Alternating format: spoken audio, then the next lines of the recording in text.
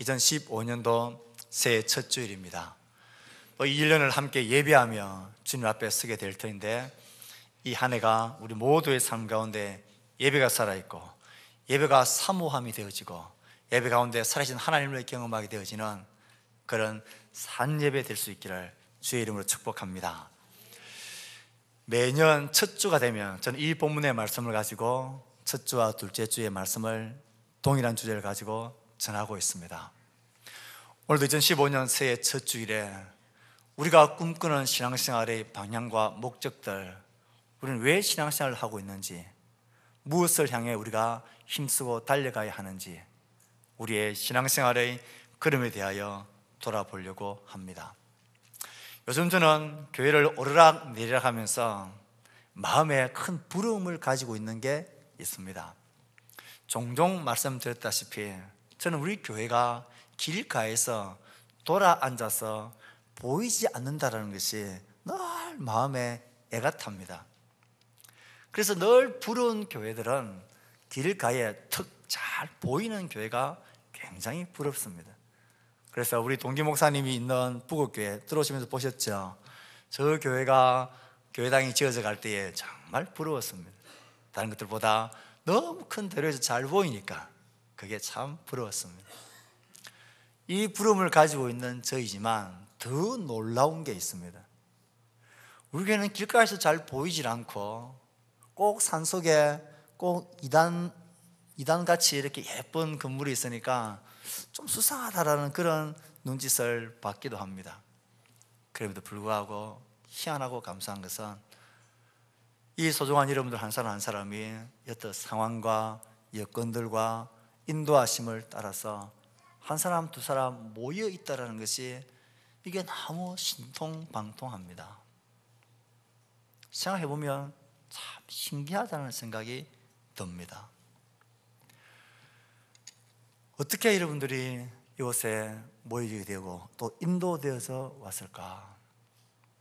잘 보이지도 않는 곳에, 어떤 분은 등산을 하다가, 어떤 분은 밤에 차를 타고 터널을 지나가다가 십자가가 보였으면 저런 데 교회가 있나 싶어서 어떤 곳인가 싶어서 알아봐야 되겠다 해서 오신 분들도 계십니다. 참 신기하고 감사합니다. 우리 교회는 특별하게 뛰어난 목회자가 있는 것도 아닙니다. 보시다시피 흠도 많고 탈도 많고 부족한 것이 많은 그저 평범한 목회자가 있는 평범한 교회입니다. 그런데 평범하지 않은 뛰어난 우리 성도들이 한 사람 두 사람 모인 것이 놀랍다라는 생각이 듭니다. 묻고 싶습니다. 여쭙고 싶습니다.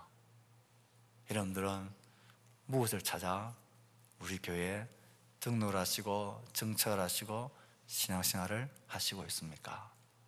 아니, 다르게 우리가 예수님을 믿고 신앙생활을 하는 것은 무엇을 위한 것입니까?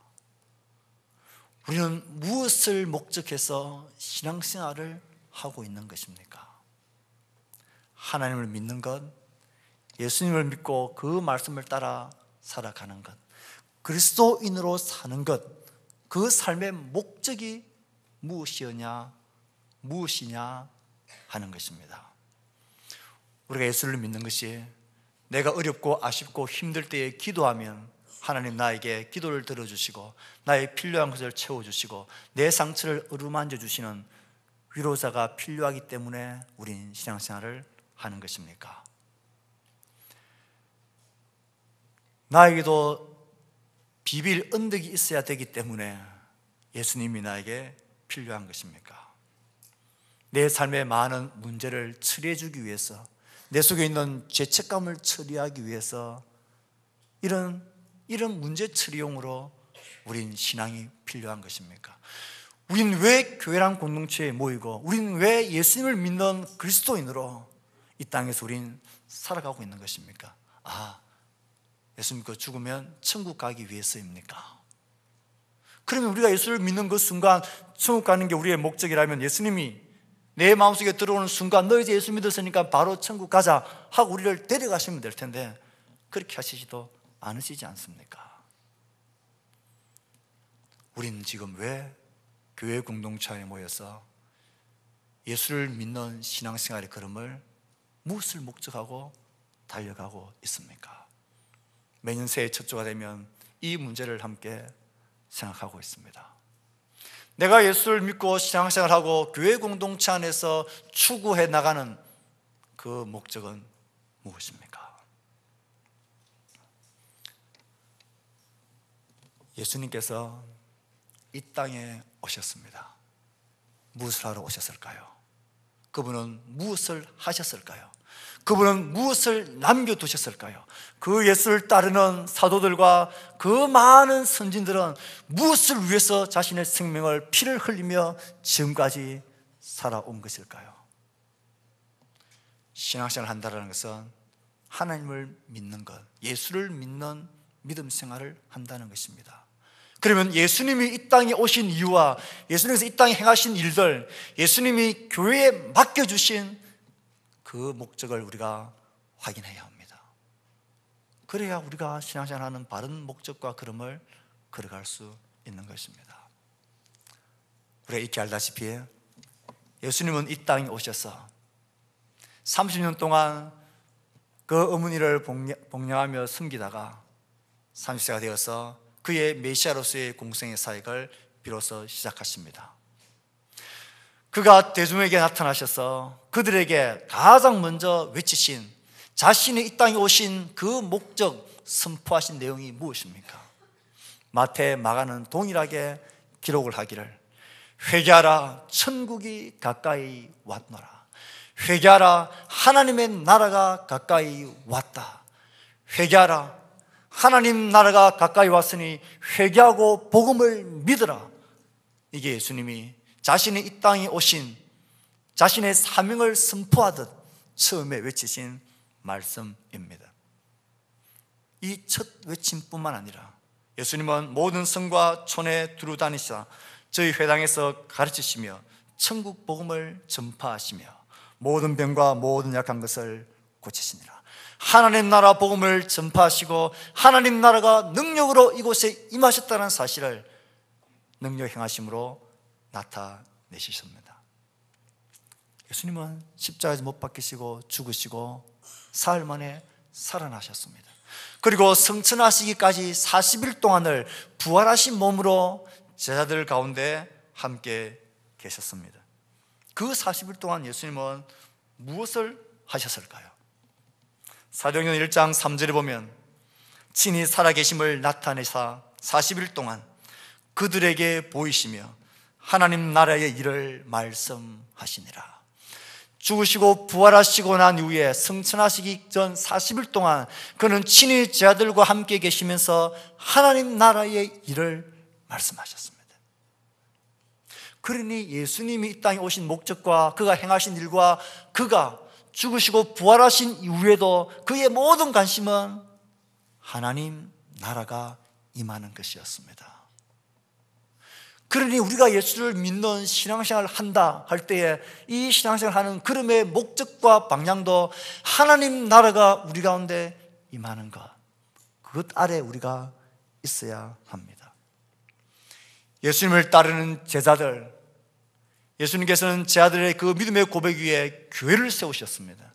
그리고는 음부의 권세가 이기지 못할 권세를 주셨습니다. 하나님 나라의 권세를 교회에 주셨습니다. 빌립은 온 해당에서 하나님 나라 복음을 가르쳤습니다. 가장 위대한 전도자였던 바울 사도, 그의 모든 관심도 하나님 나라를 가르치는 데 있었습니다. 사도행전 28장 마지막은 이렇게 마무리가 되고 있습니다.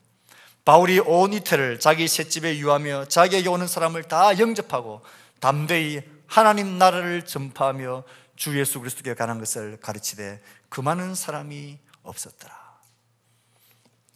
우리의 신앙생활의 목적과 방향이 어디여야 합니까? 내 외로울 때 위로해 주시는 정도가 아닙니다.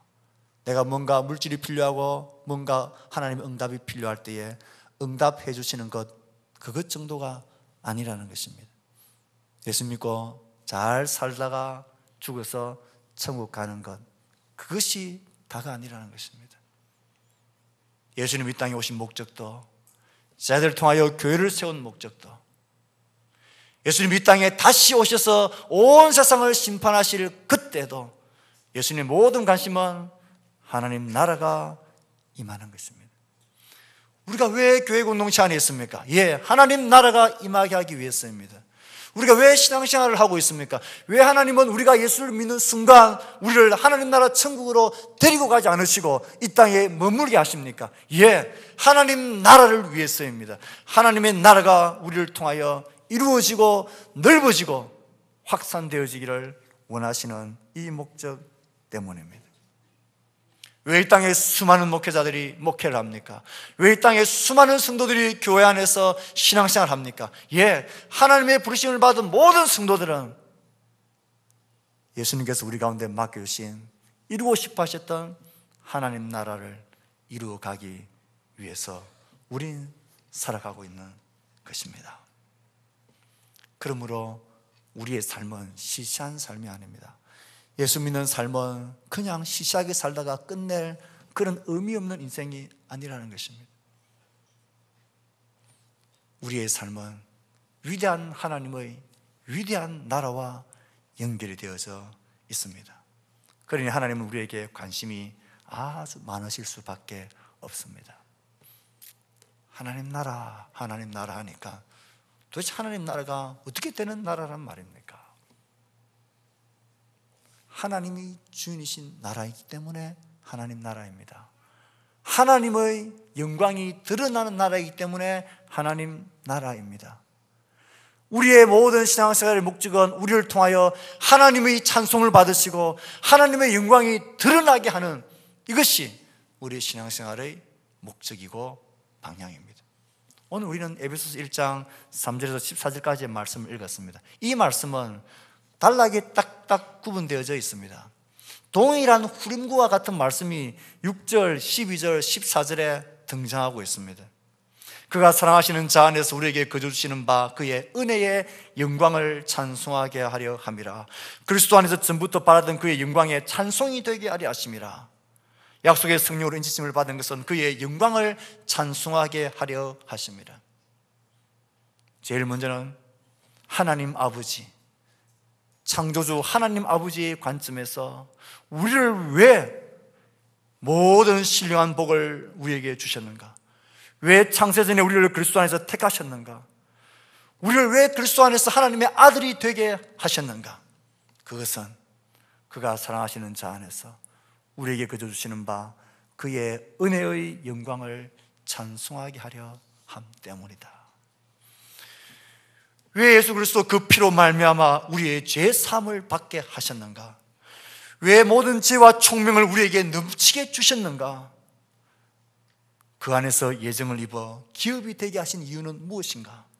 그것은 그리스도 안에서 전부터 바라던 그의 영광의 찬송이 되게 하려 하십니다.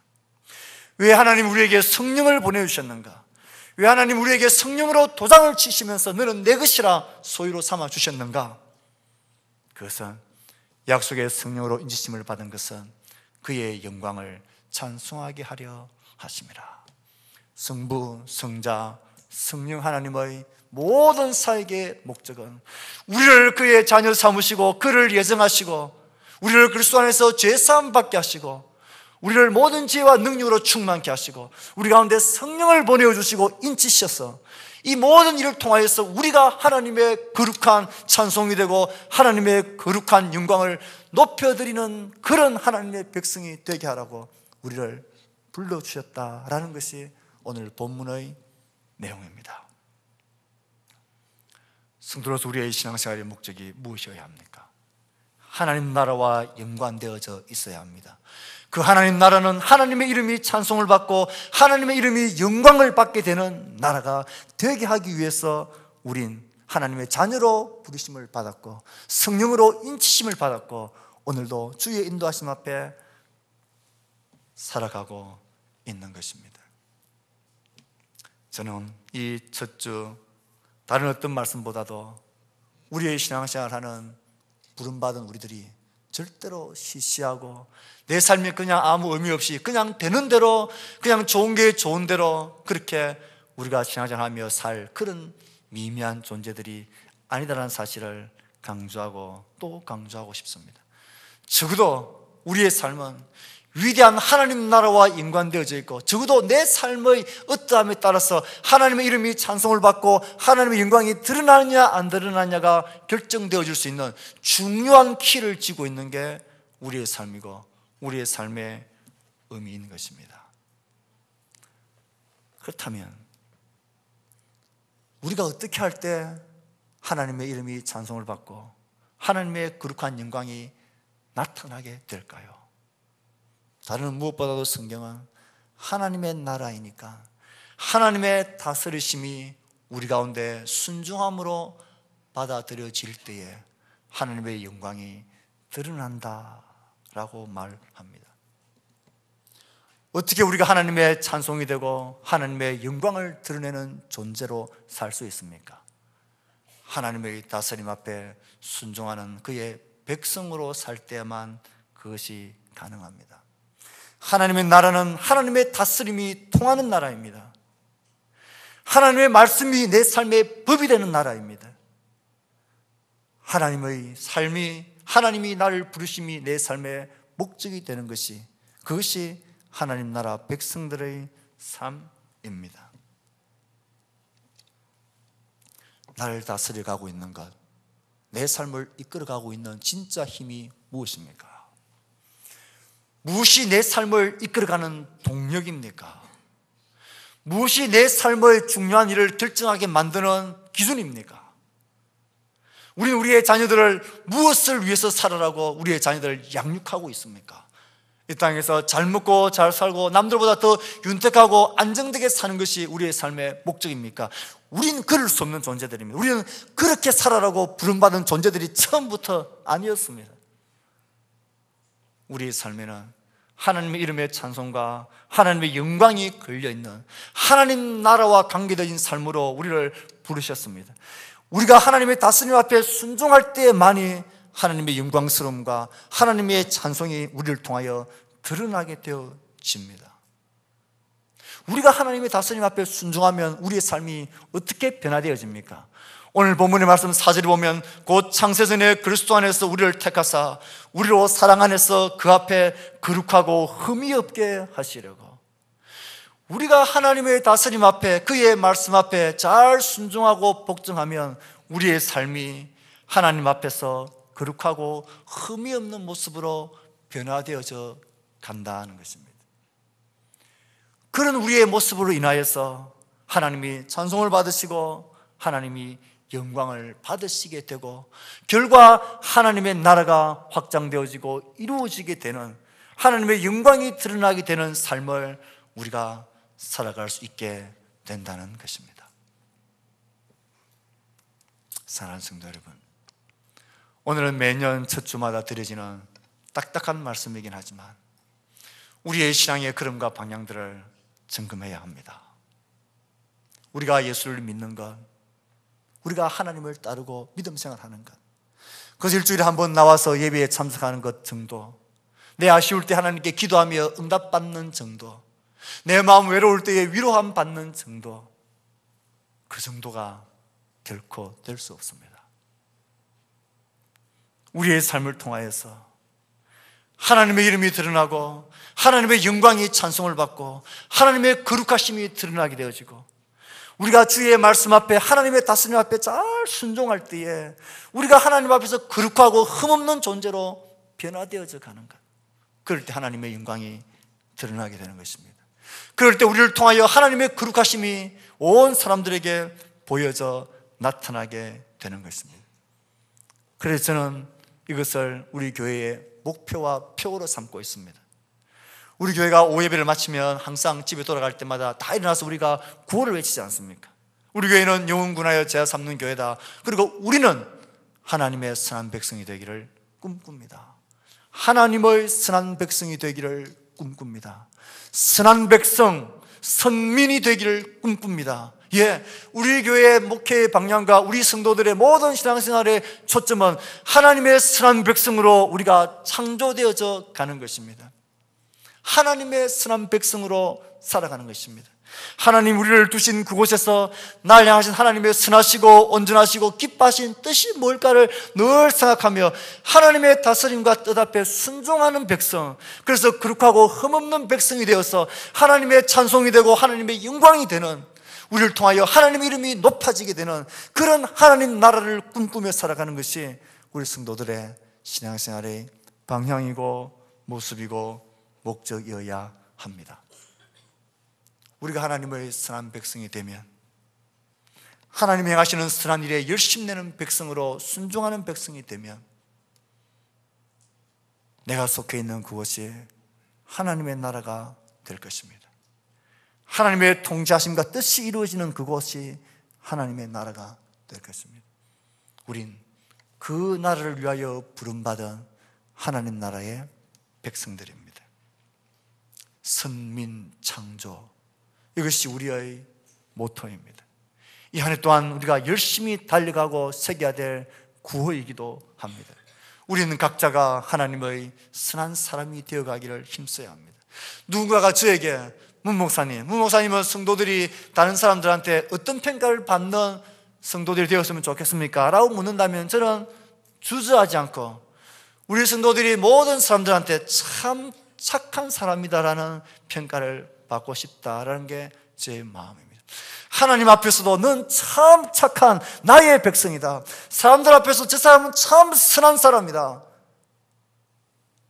가정에서도 참 선한 아버지다, 선한 아내다, 선한 부모가 되고 선한 자녀가 되는 것, 하나님의 뜻이라면 벌벌 떨 수 있는 진짜 거룩한 백성이 되는 것, 세상의 돈의 권세 앞에 두려워하지 않고, 세상의 잘남과 성공 앞에 두려워하지 않고, 높아지는 힘 앞에 전혀 기죽지 않고, 진짜 무섭고 두려운 것은 하나님의 말씀밖에 없는 사람, 내 마음 동기와 내 마음 심령 그 어떤 것에서도 하나님 외에는 그 어떤 것도 내 마음을 좌지우지하지 않는, 그래서 그것 놓칠까 봐 부들부들 떨면서 하나님 앞에 서는 사람, 하나님 볼 때에 하나님을 두려워할 줄 아는 선한 사람,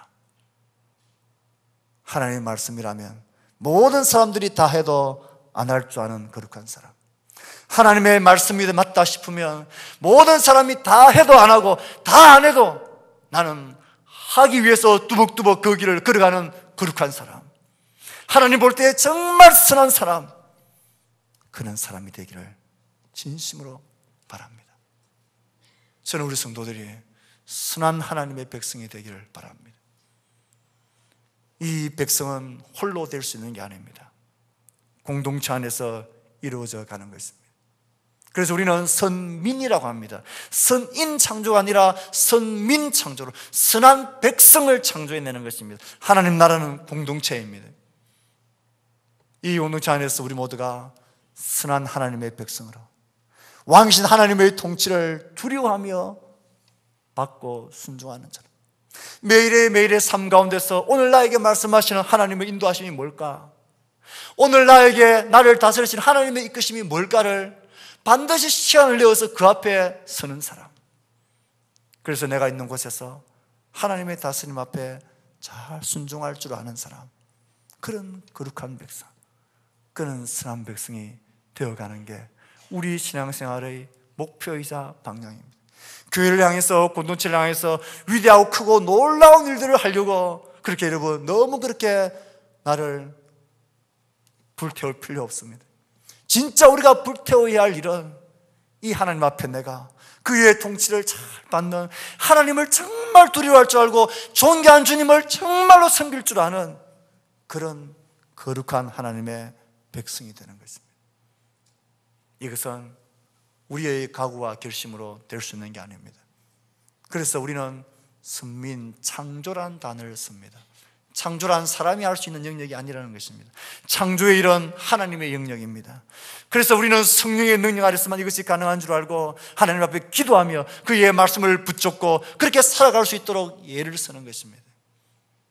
창조의 능력은 그때나 지금이나 주님 오실 그때까지 하나님의 선한 백성을 창조해내신 이 능력은 하나님께서 지금도 계속해서 교회를 통하여, 복음을 통하여 그 일을 이루어 가시고 계십니다. 올 한 해 우리 온 성도들의 삶 가운데 하나님의 거룩한 통치하심과 다스리심이 잘 먹히는 그런 한 해가 되도록 애를 씁시다. 하나님의 다스리심과 그의 말씀이 내 삶을 지배하고 그것만이 내 삶의 기준이 되고 내가 부들부들 떨 수 있는 두려워하는 존귀한 하나님이 되도록 우리가 그렇게 주 앞에 섭시다. 그렇게 살면 우리를 통하여 하나님이 그의 놀라운 일을 창조해 내실 겁니다. 우리가 기대하지도 못했던, 생각하지도 못했던 놀라운 일들을 하나님은 창조해내는 역사를 베푸실 것입니다. 그래서 이 한 해를 지나면서 하나님의 선한 백성으로 창조되어진 일들이 좀 더 멋지게, 좀 더 한 걸음 더 성숙하게, 좀 더 온전하게 이루어져 가는 그런 행복한 한 해가 되기를 축복합니다. 우리는 하나님의 선한 백성이 되기를 꿈꿉니다. 하나님 보시기에 진짜 선한 백성이 되기를 꿈꾸며 힘써 달려가는 주의 백성들 다 될 수 있기를 주의 말씀으로 축복합니다.